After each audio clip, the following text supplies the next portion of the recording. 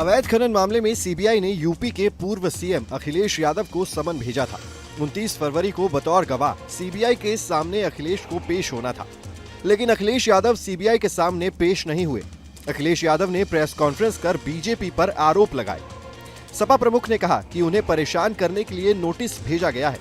जब भी चुनाव आता है तो नोटिस भेज दिया जाता है। समाजवादी पार्टी हर संस्था का सहयोग करती है और कोई पहली बार नहीं हुआ है या पहली बार सीबीआई नहीं बुला रही है। याद करो नेताजी और हमारे परिवार को कितने दिन सीबीआई के अंडर रहना पड़ा। अगर आप राजनीति कर रहे हैं और पीडीए के लिए आप लड़ाई लड़ रहे हैं तो इन सब चीजों का सामना करना पड़ेगा। इसीलिए मैंने कहा कि भारतीय जनता पार्टी इस समय सबसे ज्यादा कमजोर है, सबसे ज्यादा कमजोर स्थिति में। 10 साल के बाद भी इतने घबराए हुए लोग। तो ये जो चीजें आप देख रहे हो, समन आना चुनाव से पहले, ये भारतीय जनता पार्टी के प्रकोष्ठ की तरह काम करते हैं और आपसे बेहतर कौन जानता है। अखिलेश को मिले नोटिस पर उनकी पत्नी और मैनपुरी से सांसद डिंपल यादव ने कहा कि हमारा गठबंधन मजबूत हुआ है, इसीलिए समन आया है। उन्होंने कहा, हम देखते आ रहे हैं कि किस तरह सीबीआई ईडी का देश में दुरुपयोग हो रहा है। जी पहले लीडर नहीं है ऑपोजिशन के जिनको समन आया है, और मैं समझती हूँ कि इस तरह की दबाव लगातार जहाँ लीडर्स पे बनाए जा रहे हैं, जहाँ उद्योगपतियों पे भी बनाए जा रहे हैं, जहाँ पे हमारे व्यापारियों पे बनाए जा रहे हैं, जहाँ पे छोटे व्यापारियों पे भी बनाए जा रहे हैं, तो पूरे जितना भी स्ट्रेटा है हमारी इस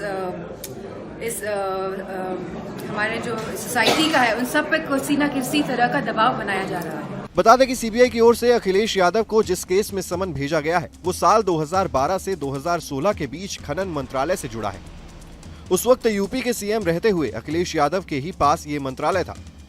हमीरपुर अवैध खनन मामले में 2 जनवरी 2019 को सीबीआई के डिप्टी एसपी के शर्मा ने केस दर्ज कराया था। इस केस में सीबीआई ने आईएएस बी चंद्रकला के लखनऊ स्थित फ्लैट समेत 14 जगहों पर छापेमारी की। ये छापेमारी कानपुर, लखनऊ, हमीरपुर, जालौन, नोएडा में हुई थी। इस मामले में रोक के बाद भी खनन का ठेका देने का आरोप है। 2016 से खनन घोटाले की जांच चल रही है। हाई कोर्ट ने इस मामले की जांच का आदेश दिया था। बता दें कि मामले में आईपीसी की धारा 379, 384, 420, 511, 120 बी और भ्रष्टाचार अधिनियम के तहत सीबीआई ने केस दर्ज किया था।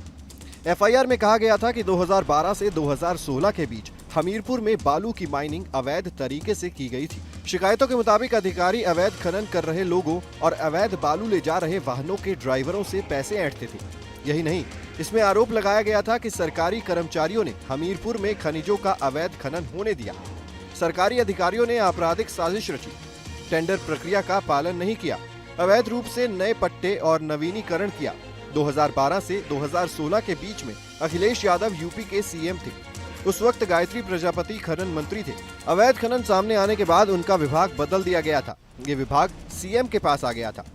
गायत्री प्रजापति लंबे समय से जेल में ही हैं। उनके चुनाव नहीं लड़ने की स्थिति में सपा ने उनकी पत्नी महाराजी देवी को टिकट दिया और वो विधायक भी बन गई।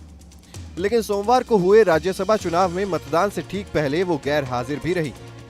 इसे एक तरह से भाजपा की मदद के रूप में देखा जा रहा था। News nation digital.